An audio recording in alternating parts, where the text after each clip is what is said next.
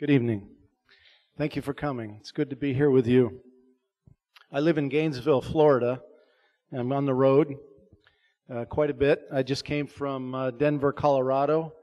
I was there for a trial. You might have heard about the 3 Dominican nuns. I was at their trial. They're friends of mine. They were arrested last October for entering a Minuteman missile silo and taking carpenter's hammers and hammering on the rails that move a 110-ton concrete missile silo cover. So they hammered on the rails.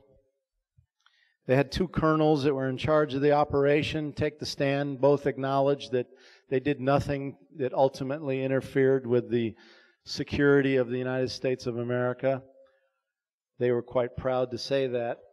But they were still found guilty by a jury after the judge ruled over and over and over again not to allow them to speak, to tell their story, to tell why they did it, to talk about international law and all that stuff. And so they're found guilty of 2 charges,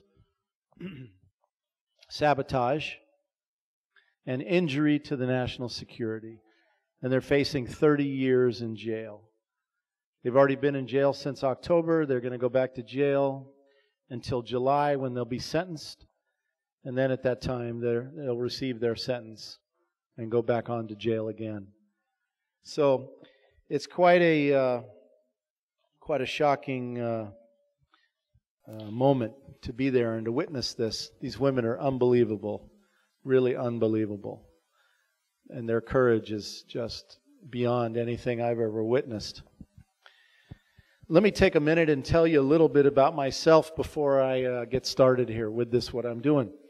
I grew up in a military family. I was a young Republican, actually, in 1968, living in the panhandle of Florida. It's so conservative there, they call it Lower Alabama. And I was working on the Nixon's campaign. I was the vice chair of the Okaloosa County, Florida Young Republican Club.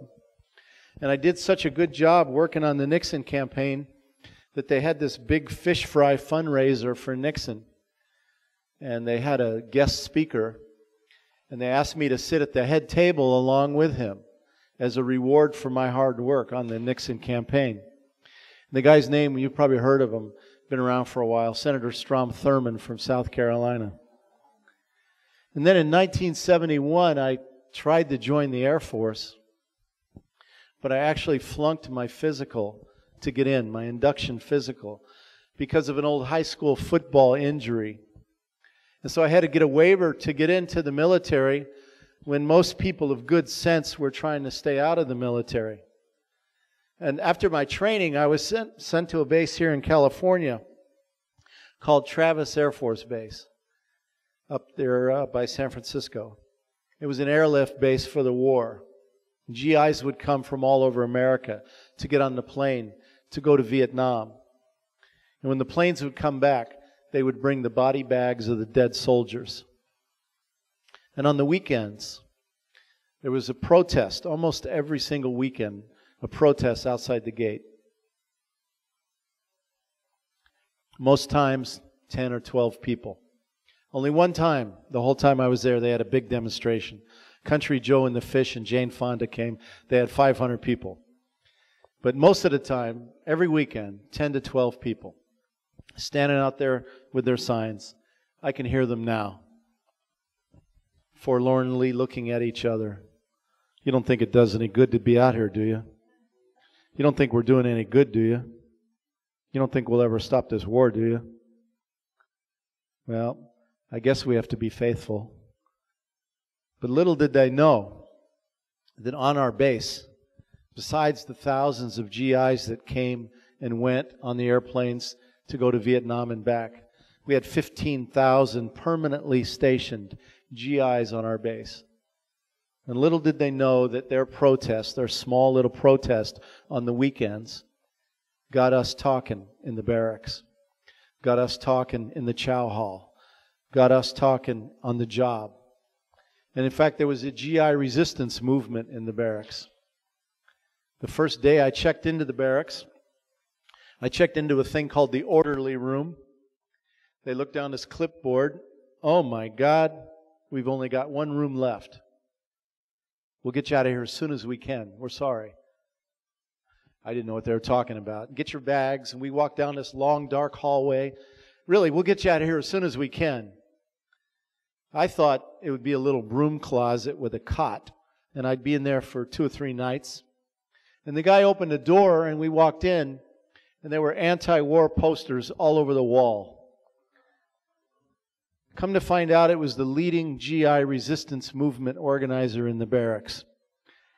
They were keeping him isolated because they were trying to kick him out, but they didn't have enough stuff on him yet.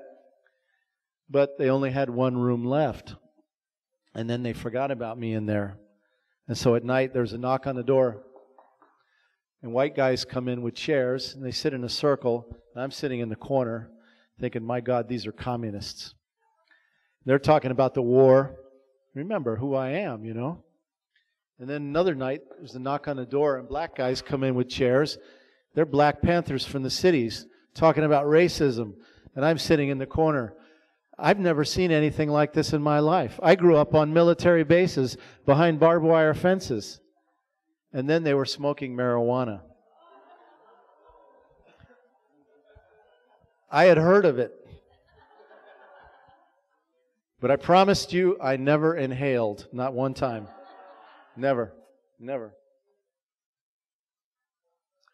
But after about 6 months of this, they started leaving their books around. I started reading them. I was always a curious sort, you know. So I began to, even though I was sitting in the corner, I began to listen to what they had to say. And it made sense. And it changed my life. And so after about 9 months in the military, I decided I was a conscientious objector. And I went and I asked if I could be released. And their first question to me was, well, what's your history? Are you from a Quaker family? No, I'm a young Republican for Nixon from a military family. And so they turned me down. And so I did 3.5 years of what I called hard time. Because after I figured out what was going on, after I read the Pentagon Papers, our government's secret history of how we fabricated the whole pretext to get into the war, it was like being in prison for me. But I got out after 3.5 years, and I was going to school at the University of Florida, where I live in Gainesville, Florida today. Just ready to graduate when I got recruited by the United Farm Workers Union, Cesar Chavez's union, to become an organizer of fruit pickers in Florida. And so I left college, never to return, and I became an organizer, and I did that for several years. I went on to coordinate the Florida Coalition for Peace and Justice for 15 years, between 83 and 98. And it was in that job that we began to look at what was going on at the Space Center. What are they doing over there? These plutonium launches and these military satellite launches, what's happening? And so I want to share with you some of the things that we learned over the years.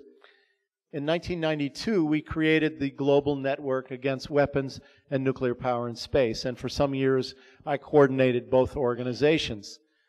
But since 98, I've been doing just the Global Network work full time. Today, we have 165 affiliate groups around the world as part of the Global Network. And we are working to stop the nuclearization and weaponization of space. I think by now most people are beginning to realize that this war today going on in Iraq is a space war.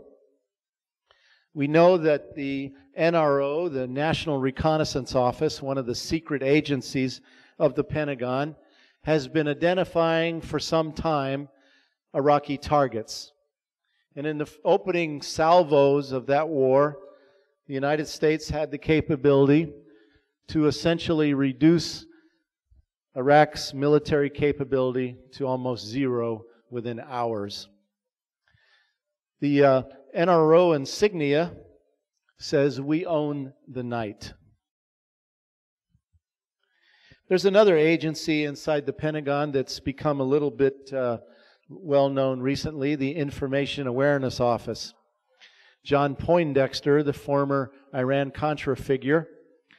You notice their logo here. After this recent hullabaloo about the Information Awareness Office, the folks there, Poindexter and his people, took this logo off their website because they were a bit embarrassed by this all-seeing eye.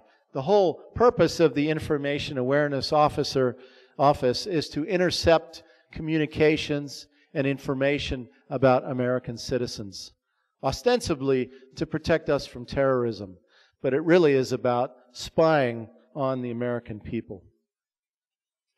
They say that the Persian Gulf War back in the early 90s was actually the first space war ever. With U.S. satellite capability, we pre-identified all of Saddam Hussein's military targets before that war even began, just like this time. And in the first 2 days of that war, we bombed over 95% of Saddam Hussein's military capability, leaving in place intentionally 5%, a tiny sliver of capability that we then played cat and mouse with during the remaining weeks of that war, where we used 100 cruise missiles at $1 million apiece, tested out new stealth bombers and new laser weapons. And at that time, a guy by the name of Charles Horner was commander of the Space Command, and he said, "We came out of the war deeply sensitized to the value of space. Future military success," they said, "will depend on space capabilities." So they realized that whoever controlled space would control the earth. Whoever controlled space would win all the wars on the earth below. And so today, all warfare in space is coordinated by military satellites. So no matter whether you're a troop on the ground, in a tank, on a boat, or on a plane, everything is coordinated from space. So if you control space, you control the planet. The Kosovo War, the war with Yugoslavia, was the second space war. The Afghanistan war that's still going on, is the third space war. And in fact, in the Afghanistan war, and now today over Iraq, the Pentagon has introduced a new weapon system, you've probably all heard of it, called the Unmanned Aerial Vehicle, the UAV, a pilotless plane that is directed by satellite technology, flies over the battlefield, sending back real-time, split-second time, streaming video to General Tommy Franks, who's sitting at his computer screen in Saudi Arabia. He's looking at the ground, pictures from this Predator, and another one called the Global Hawk. The Predator has been outfitted with weapons. And so as the Predator flies over Iraq, it identifies a target. And General Frank says, is it a Russian ambassador? Is it a Syrian bus? Is it the Republican Guard? And he can push a button and immediately have the Predator fire in real time, hitting the target on the earth below.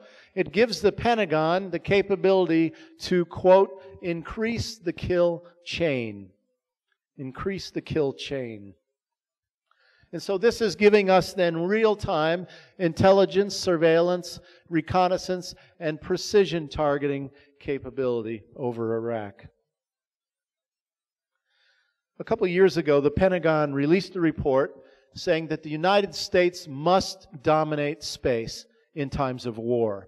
And in order to do that, they said, we must develop the capability to neutralize and destroy other countries' space assets, meaning their satellites in space.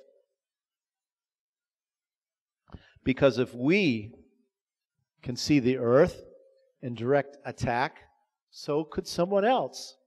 And so we've got to be able to take them out. This is one of the Pentagon's planning documents called Vision for 2020. Here you see a satellite hitting targets on the earth below. Let's take a look at some of the language in this so-called Vision for 2020. In a section called Future Trends, they say that because of corporate globalization of the world economy, they expect that there's going to be a widening gap between the haves and the have-nots, the rich and the poor around the world. And as a result, there's going to be more and more regional instability around the world, as workers who are today under the boot of the multinational corporations are going to try to kick up. They're going to try to organize unions. They're going to try to take their countries back. They're going to protest. And the Pentagon says, we can't put a Marine, try as we may, on every single street corner of the world to suppress these populations, these growing legions of poor people in the future. But with space technology in place, we'll be able to hear everything, see everything, and ultimately target everything on the earth below. And so the Pentagon says, the Space Command says, that space superiority will emerge as an essential element of battlefield success in future warfare. I think this New York Times story from 1999 tells the same thing in a different way. Written by a guy you probably heard of, Thomas Friedman. The headline story was called "What the World Needs Now." For globalism to work, America can't be afraid to act like the almighty superpower that it is.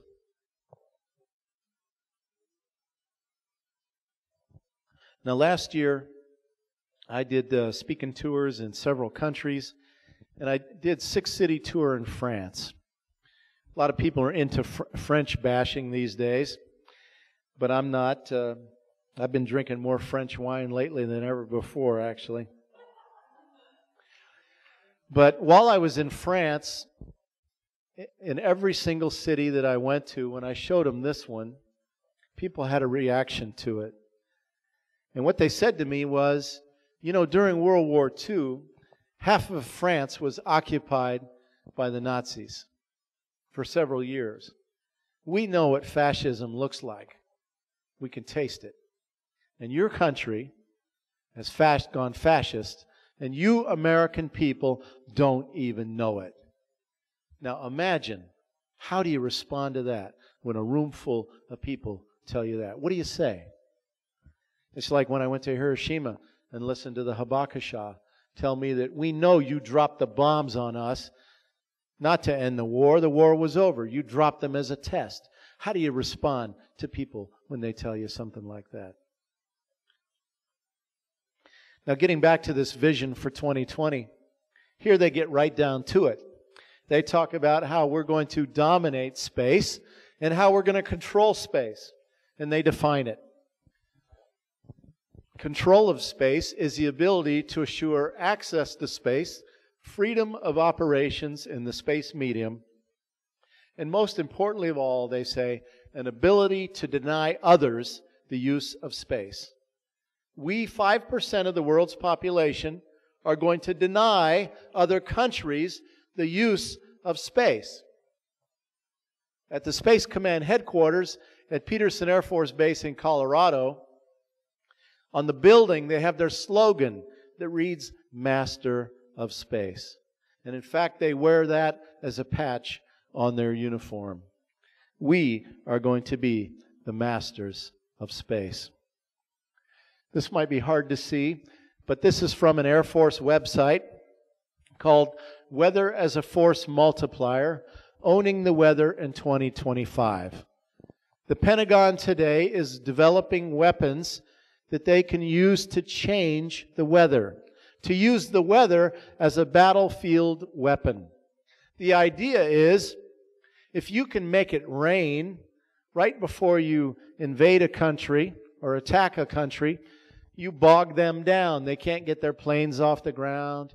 Or if you can create a drought condition by changing the weather, you can create such a crisis in an area that they'll have a refugee situation because of the drought. It'll make it easier to go in and invade and take control over a particular part of the world. And so, friends, the scientists and technologists and militarists are out of control. They see themselves literally as God, messing with the creation, if you will. But to understand all of this, I think you have to understand the origins of the U.S. space program. Where did it begin? How did it begin? And to have that understanding, you have to go back to Nazi Germany. The guy with the broken arm is the brilliant young rocket scientist by the name of Wernher von Braun. He was recruited by the man on the left with the hat, Major General Walter Dornberger. Hitler sent Dornberger to ask von Braun, who had a weekend rocket club, and he had a group of friends. They were working on developing rockets, and they asked him to come to work for the Nazis to build the super weapons, the V-1 and V-2 rockets that Hitler used to terrorize the cities of London and Paris and Brussels with at the end of World War II. And so for von Braun, they created a brand new place called Peenemünde up on the Baltic Sea in northern Germany. They made him an SS officer, and they built a whole production and test facility at Peenemünde. And to Peenemünde, the Nazis brought thousands of Jews and French resistance fighters to come and serve as slaves for the operation. Well, the British found out about it, went in and bombed the entire operation. And so the Germans said, we have to move to a more secure location. And so down inside of central Germany, there's a mountain chain called the Harz Mountains. And inside the mountain was a huge tunnel where the Germans were storing military hardware. They cleared it all out. They moved the whole rocket operation inside of there, and they called this place Mittelwerk. And just outside the mountain of Mittelwerk, they created a brand new concentration camp called Dora. And to Dora, the Nazis brought 40,000 Jews, gypsies, French resistance fighters, homosexuals, even a black American GI prisoner of war were brought to this place to serve as the slaves for the Nazis. Well, the slaves began to sabotage the operation. They left screws unturned on the rockets. They urinated on the wires so that when von Braun and his team were launching the rockets, they were going haywire. And so he sent his team in to find out who did this. And they identified 100 of the slaves and summarily hung them inside the mountain in front of everyone as a warning that you will not interfere with the war effort. Well, eventually the Allies even closed in on this place too. And when they arrived, they found some survivors, some emaciated human beings. In fact, one of the first to arrive was an 18-year-old young American GI by the name of Hugh Carey. He later became governor of New York State. But he said when they arrived, what they found was thousands and thousands and thousands of dead bodies lying at their feet, waiting to be shoved into the crematory ovens. The Nazis had fled for the hills. Von Braun and his team had fled for the hills, knowing that if they were apprehended, they would be accused of crimes against humanity. And what the Americans discovered at this place is that 25,000 of the 40,000 slaves at this place perished at the hands of the Nazis. Well, after the war, there was the Nuremberg trials, at which time the Nazis were brought to justice for their crimes against humanity. But 1,500 of the top Nazi scientists never went to trial. They were smuggled into the United States by the U.S. military in a program called Operation Paperclip, smuggled in through Boston and West Palm Beach, Florida. 100 of them were von Braun and his rocket team, along with 100 copies of the V-2 rocket. They were sent first to White Sands in New Mexico, and then on to Huntsville, Alabama, to create the U.S. space program for the United States. But who were the other 1,400 Nazi scientists? And where did they go? They were the ones that were brought to the United States to create the CIA, because they knew the names of the communists. They knew who they were. They had been fighting the communists, and they were brought to create the CIA. Then there was the scientists that were brought to the United States that were put in charge of the MK Ultra program, the mind control experiments, and the LSD drug experiments of the 60s, where people, American citizens, were given drugs. They were jumping out of windows, killing themselves. These were the former Nazi scientists who were brought here to create that program. Nazi scientists in Germany that were taking Jews and putting them in freezing temperatures to see how the bodies reacted to the cold. If a pilot was to be shot down over the Baltic Sea, the Nazis wanted to see how the body reacted to freezing temperatures. These guys were sent to Wright-Patterson Air Force Base in Ohio to create the Air Force's flight medicine program after World War II. And so the entire military-industrial complex of America was seeded with the best and brightest of the Nazi scientists. Wernher von Braun was sent on to Huntsville, Alabama, where he became NASA's first director of the Marshall Space Flight Center in Huntsville. The former flight test director up at Peenemünde, Kurt Debus, became the first director of the Kennedy Space Center in Florida. The guy that recruited von Braun, Major General Walter Dornberger, became vice president of Bell Aerosystems Corporation in New York that made its riches building the helicopters for the war in Vietnam. And he also was appointed to serve on the first NASA Oversight Committee when NASA was created right after the war. Now, when the military heard that NASA was going to be created, they freaked out. You can't have a civilian space program. The military has to be in charge of space. Don't worry. Don't worry, they were told. From the first day, we're going to have an oversight committee that makes sure that the Pentagon controls the space program. And Major General Walter Dornberger was appointed to that committee. In 1958, testifying before a congressional hearing, Dornberger said that America's top space priority should be to, quote, conquer, occupy, keep, and utilize space between the Earth and the Moon. Later on, in a speech before a national missile industry conference, Dornberger said, "Gentlemen, I didn't come to this country to lose the Third World War. I lost two."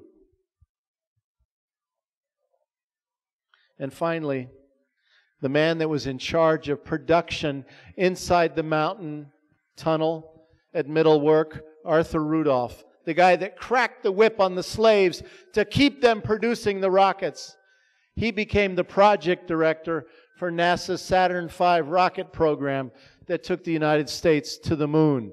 So these are the origins of the U.S. space program.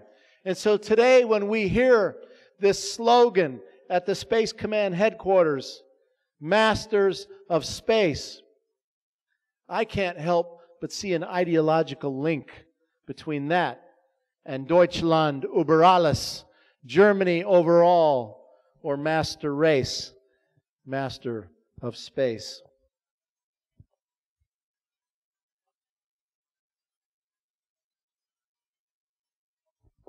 Now, I know you've all heard of this new program called missile defense. The rogue states are going to attack the continental United States.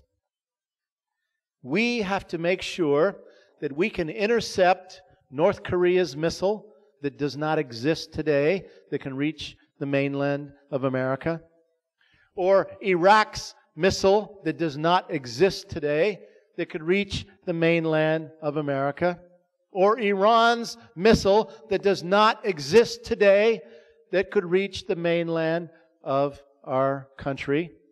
They say we've got to be able to have a bullet hit a bullet way up in deep space in order to protect the continental United States. And this program will cost the American people, that Bush now says will be deployed before the next election in 2004, deployed at Vandenberg Air Force Base in California and at Fort Greely in Alaska.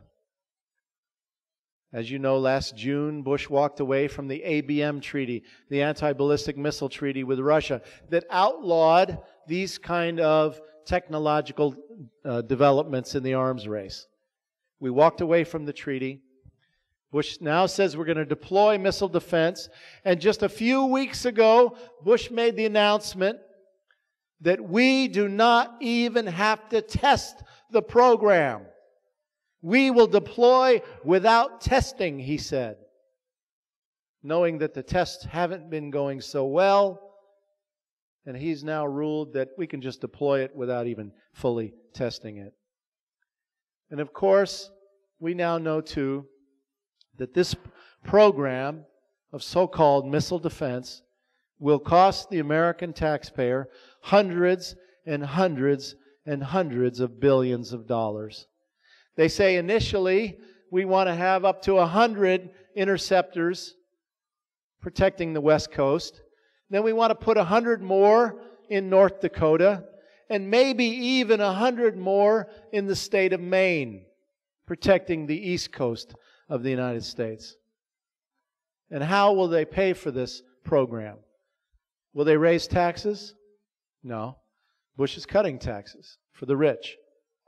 We now know that 1% of the American people own as much wealth in America as the bottom 95% of the population. And Bush wants to give even more tax cuts to the top 1%. So no, we're not going to raise taxes to pay for Star Wars. We're going to cut education. We're going to cut health care. We're going to cut environmental programs. We're going to break into the Social Security lockbox. That's how we're going to pay for this program. And ultimately, I want to say that this so-called missile defense has absolutely nothing at all to do with defense anyway. It's a Trojan horse. It's not about defending the American people at all. It's about controlling space. It's about dominating space. It's about denying other countries access to space. It's about the United States becoming the master of space. The day before he was sworn in as the Secretary of War by President Bush, Donald Rumsfeld released a report to the nation called the Rumsfeld Space Commission Report. And in that report, this is a page from it, Rumsfeld said that in the coming period, the United States will conduct operations to, from, in, and through space in support of its national interests, both on Earth and in space. And they provided us with this graphic of a new military doctrine called full spectrum dominance. The idea of full spectrum dominance is that the United States must dominate war at every level of conflict. We must dominate the earth with our military on the ground. We must dominate the air above the earth with our Air Force. And we must dominate the heavens with our weapon systems that are today being developed, many of which are right here in Southern California by Lockheed Martin and Boeing and TRW and Raytheon. But there's a whole nother program. Besides national missile defense, having a bullet hit a bullet in deep space, there's another program called theater missile defense. Theater missile defense, TMD. The idea of theater missile defense is you don't wait till the missile gets way up into deep space.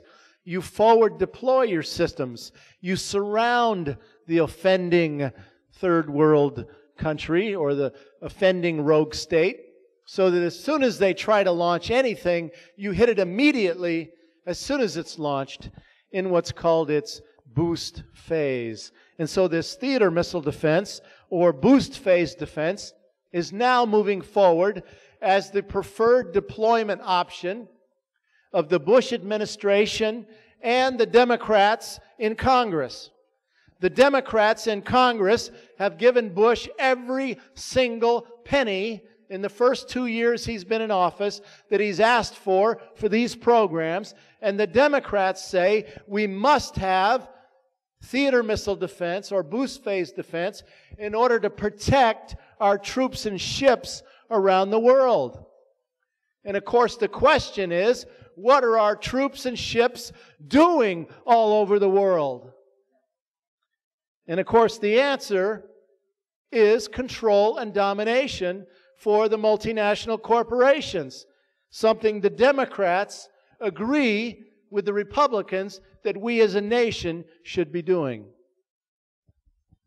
Now, theater missile defense or boost phase defense is based 3 ways. One is on ships, Aegis destroyers that are now being constructed at Bath Iron Works in the state of Maine, ground-based launchers, and the airborne laser, a converted Boeing 747 with a laser beam on its nose that they say will fly 24 hours a day, 7 days a week, over the offending territory. Each of these different systems giving the United States the capability to immediately hit anything that gets lifted off the ground, all coordinated with the new Star Wars satellites that are being developed today by these big weapons corporations. Now, China today has 20 nuclear missiles capable of hitting the United States. We're the leader of the pack. We have 7,500. Why do we want to surround China with theater missile defense? We'll only provoke them, force them to build more, create a new arms race. It just doesn't make sense, does it? And then I found this article a couple years ago in the Washington Post. The headline reads, "For the Pentagon, Asia moving to the forefront." And the article says that the United States will now manage China. How about that? We're going to manage China. The article goes on to say that we will double our military presence in the Asian Pacific region. We've been lengthening and widening the runways on Guam and Wake Island in the Pacific to handle the B-1 and B-2 bombers. And we've already pre-positioned cruise missiles on Guam. And now we're going to deploy theater missile defense in the Asian Pacific region. Well, let's take a look at the map. This is what we call our unsinkable aircraft carrier, Japan, where today we have 40,000 U.S. troops deployed. And we're going to put theater missile defense in Japan. And right next door in South Korea, we have 40,000 U.S. troops deployed. And in fact, in the last month, Bush has sent even more deployments there of U.S. troops because things have been a bit destabilized there recently. And we're going to put theater missile defense in North Korea. We're going to put theater missile defense in Taiwan and in Australia, and on ships and planes, beginning a coastal encirclement of China. And again, how is China going to respond? You remember when Russia, the Soviet Union, tried to put nuclear missiles in Cuba, 90 miles off the coast, came into our backyard, our sphere of influence. We almost went to nuclear war over it. But somehow, China is supposed to acquiesce and just turn the other cheek as we do the reverse to them. Well, since 9/11, I look at this map a little differently. I look over here at this region that we now call Central Asia. We now know a little more about it, where today the United States is establishing permanent military bases in Afghanistan, in Tajikistan, and Kyrgyzstan, and other places within that region. And we've all heard Bush say that it's going to be a long, long war. The American people had better be patient, right? Well, I think it's common knowledge now, but the day after 9/11, I went to my World Atlas because admittedly I didn't know a great deal about that region. So I looked up these countries. I learned from my experience in the Air Force, after reading the Pentagon Papers, to always ask the next question. Why? What? Who? How? And of course, now today we all know that Central Asia has some of the largest deposits of oil and natural gas in the entire world. How many of you know who a guy by the name of Zbigniew Brzezinski is? Remember, he worked for Jimmy Carter. He was his national security advisor, the same job Condoleezza Rice has today. Well, he wrote a book in 1997 called The Grand Chessboard. I want to show you 2 pages from his book. Remember, it was written in 1997. He says that the United States must build oil pipelines through this region of the Middle East and Central Asia so that we will be able to control the flow of oil. He particularly points out that with a pipeline through Afghanistan, I don't know if you can see this, but it says Unocal pipeline. That with this pipeline through Afghanistan, it would allow the United States to move oil into the Arabian Sea that we can then take to emerging markets throughout the Asian Pacific region. It's interesting that at that same time in 1997, I saw it on the Congressional Record website, that a Unocal vice president testified before the Congress of the United States. He pleaded with the Congress to help Unocal have a more compliant government in Afghanistan that would allow the construction of an oil pipeline through their country. And in the second page from Brzezinski's book, he talks about 2 key collision points, as he calls them, in this part of the world. He says, in order for the United States to control this part of the world in the coming period, we must control 2 key collision points. One being the coastal region around China, where today we are now planning to deploy theater missile defense. And the other is the Central Asian region, where today we have built bases to control this part of the world. Checkmate. Russia, look at Russia's proximity. Look where China is. Checkmate on the world. If you look at this map again, you look at Iran. Some people say that's the next one we might invade. Look how we now have Iran surrounded with bases in Afghanistan, in Iraq, and throughout this region here with bases in Saudi Arabia. Or some people are saying, next we're going to go after Syria in this endless war that Bush has declared on the world.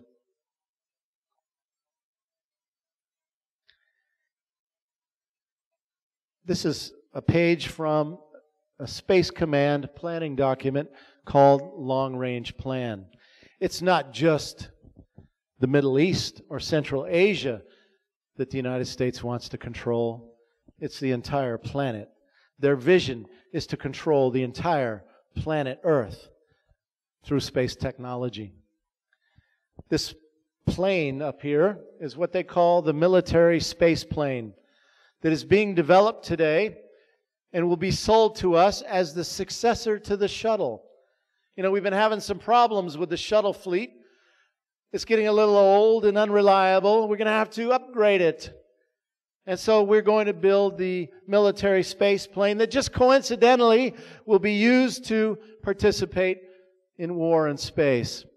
And then, of course, the space-based laser is also now under development, and the new Star Wars satellites under development as well.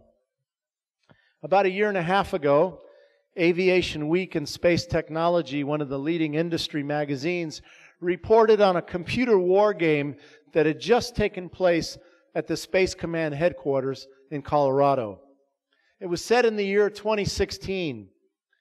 It was the blue team versus the red team. And in that computer war game, the United States launched a preemptive first strike attack on China. Now, a year and a half ago, people used to kind of snicker at me when I would use those words, preemptive first strike attack. Some people would raise their hand and say, you know, our country would never do that. But now, of course, you all know that that's the official military doctrine of our government today. That's what we've just done with Iraq, preemptive first strike attack. And in this preemptive first strike attack in the year 2016, the United States launched an attack on China, and the first weapon that was used in the war was the successor to the shuttle, the military space plane that flew down from orbit, dropped an attack on China, and then went back up again. And the second weapon that was used in that war game was the space-based laser, firing from space and hitting targets on the earth below. In 1989, I organized a demonstration at the Kennedy Space Center in Florida. One of many that I've organized over the years there. But what made that one particularly important for us was we had an Apollo astronaut come and speak. His name was Edgar Mitchell. He was one of the early moonwalkers, and he came to speak out against space weapons. He said, we can't let the Pentagon put weapons in space. He said, in fact, we can't even let them test weapons in space.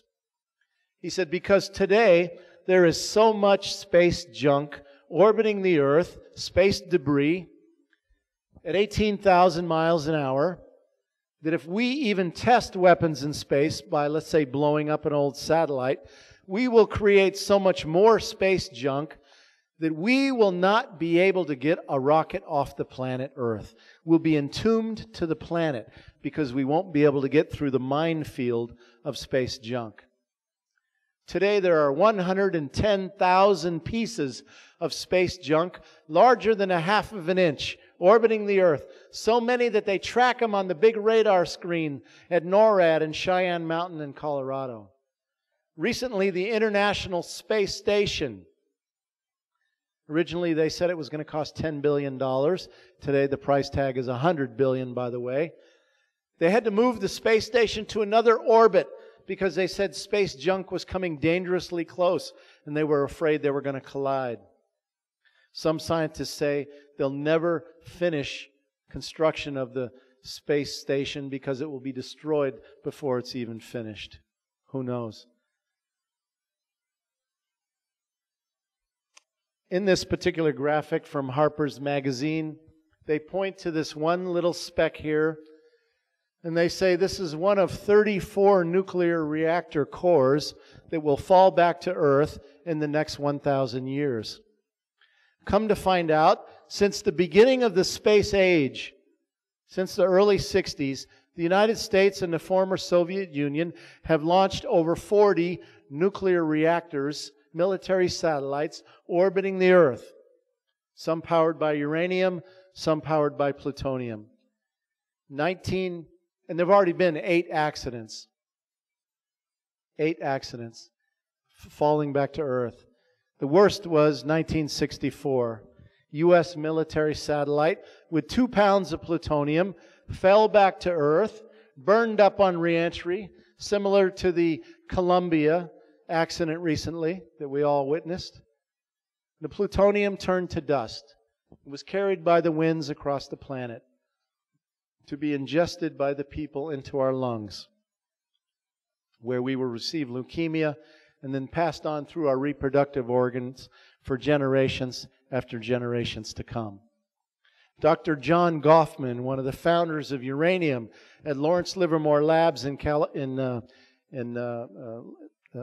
Berkeley, studied that particular accident and believes it's one of the major contributors to the increase in cancers around the earth today. And now the Bush administration, just a couple months ago, has announced a $3 billion research and development program to increase the numbers of nuclear launches in the coming years. Project Prometheus, one of them, a nuclear rocket with nuclear reactors for engines taking us to Mars in half the time that conventional rockets would take to get there. In this book by a NASA scientist, he says there's gold on the asteroids. There's magnesium and cobalt and uranium on Mars. There's helium-3 and water on the moon. And he says whoever gets to these planetary bodies and controls them is going to be rich beyond anything we've ever imagined in the history of the earth. But the number one problem today, he says, is that launch costs are too expensive per pound. It's not cost effective today to go out and mine the sky. So NASA's number one job is to lower the cost of launching. And that's why they're creating the nuclear rocket and other such nuclear programs. Well, I want to share with you this book written by a congressional staffer, John Collins. He was asked by the Congress of the United States to write the definitive study. How's this whole thing going to look in 50 years? How are we going to do this? How's it going to work? What are we going to need? How are we going to make it happen? And this is his report to the Congress of the United States. Now, you know how people sign the foreword of a book? They say, we'd like to recommend you read it, and see if you recognize any of the names of people that signed this foreword here. Can you see them?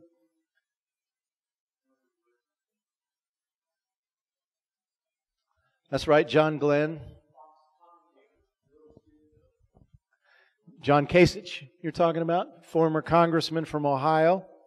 Bill Nelson, he's now the senator from Florida, used to be the congressman from Cape Canaveral, went up on the space shuttle. Ike Skelton from St. Louis, Democrat, who's a big-time proponent of weapons corporations. They got some big contractors in St. Louis. John Spratt from South Carolina. Nancy Pelosi is the new leader of the Democratic Party in the House, named John Spratt as one of her leading lieutenants in her new committee of people. Let's look at some of the things in this book. The author talks about what he calls the Earth-Moon gravity well. He says, think of it like a wishing well. Imagine someone is down inside the bottom of a well and you're at the top. You put a lid on it, they can't get out, right? You control who gets in and out of the well. He said it's the same way. If we have bases on the moon, he says, and armed space stations at the L4 and L5 positions on either side of the moon, we can control who gets on and off the planet Earth. And the author says that with our armed forces lying in wait at that location, we could hijack rival shipments upon return. So if anyone else tried to go out and mine the sky, but they were not authorized, we could take them out on the way back. Because remember, we're going to be the masters of space. And so I realized that the Space Command's job is not just to help us control the Earth for the multinational corporations, but in the future vision, the Space Command's job will be to create a parallel military highway between the Earth and the Moon, the Earth and the Mars, the Earth and the planetary bodies, to control the shipping lanes in the future, so that we will control the pathways to the new world. And you, the taxpayers, will pay for it. I call this pyramids to the heavens. The weapons corporations are the new pharaohs of our age, building these pyramids to the heavens.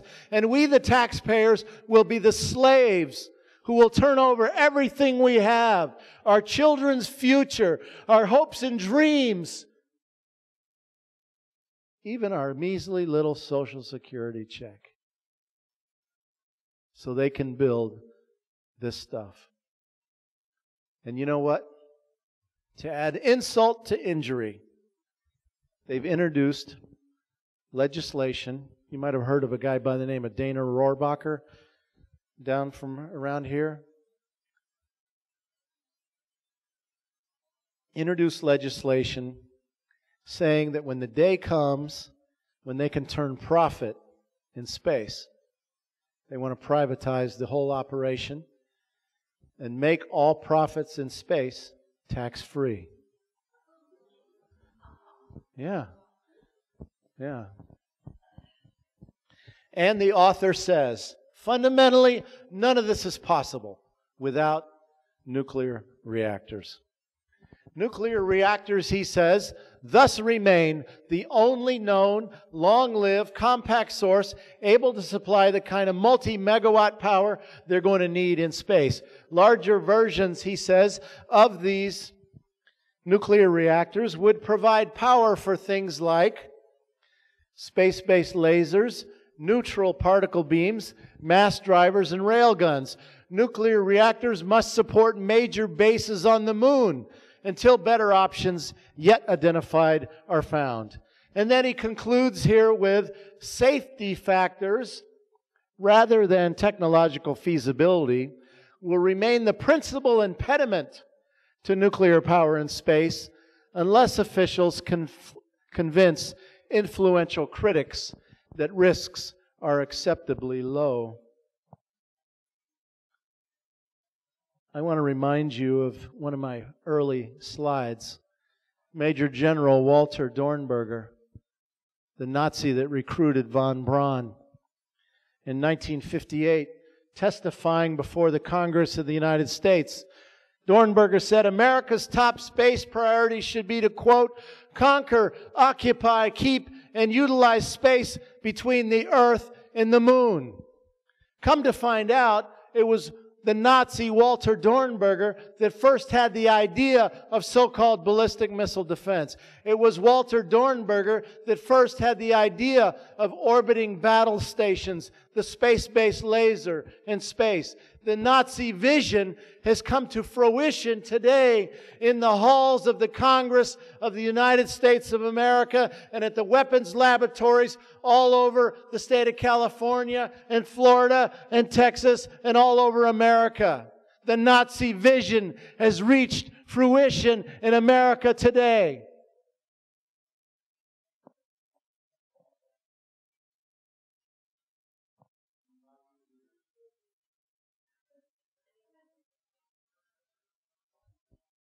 But it's not over yet. They always have an Achilles heel. And in this case, they have two problems. Number one, the technology is not yet developed. It's a plan, and they're working it, and it's being heavily funded, and they got more money than they can spend right now. And I'm telling you right now, you give them enough time and you give them enough money, these guys are brilliant. They've taken us to Mars. They will develop weapons in space if we let them. But they've not yet done it. And the other Achilles heel is the cost. That all over this country, people have aspirations for their children. They want their children to have a good future. They want their children to have education. People want health care. And they want clean drinking water and clean air. And all of that costs money. And so right now, we're getting our asses kicked in the halls of the Congress. And they're taking the money out of these programs and putting it into Star Wars. but it's coming to a head. I happen to be lucky that I do a lot of traveling, and every community I go to right now, just as in your state, you have a fiscal crisis. Every community in this country has a fiscal crisis. And these two things are running headlong into each other in America. The dream for a stable, sustainable life is running headlong into a dream of an unstable arms race in the heavens. And one of them is going to lose. It's up to the American people to determine which way it's going to go. As I look at that night sky, after tonight, after talking, I'll go outside, and I've learned, after being on the road for the last 3 years, 3 weeks out of every month, all over this country and all over this world, trying to build a constituency, a new consciousness about space. Trying to build a group of people around the world that will intervene before it's too late. And every night when I go out, I look for that moon in a different shape, and I realize that every single person on this planet has some kind of personal relationship with that night sky, with that moon and those stars. It's the unifying symbol of the planet, isn't it? We all understand it. It's all in us. It's been in us for thousands of years. When our forefathers and our relatives long before us used to lay at night around their council fires and look up at the starry sky and wonder the eternal questions. Where do we come from? Where do we go when we die? What's life all about? And I realize that this is the seed of our hope. The fact is that people all over this planet now are organizing to stop this madness. Today, as I said before, we have 165 affiliate groups on virtually every continent of the world organizing to stop Star Wars. And why is this? It's because the Pentagon, in order to make this whole thing work, has had to build radar receiving stations all over the world to communicate with the satellites. And so in England, in Australia, in Germany, in Japan, all over the world, people are suddenly thrown into the middle of this Star Wars program, whether they like it or not. And they are now organizing because they don't want these facilities in their country. They don't want to have a role in Star Wars. They don't want to participate in moving the arms race to the heavens. And this gives us a global constituency that is now working all over this planet. And so we realize that here in America, we don't have to stop this thing by ourselves. That we just have to join a global movement that is already in motion. And if we've seen anything in recent weeks, is that there is a global peace movement today. The whole world gets it.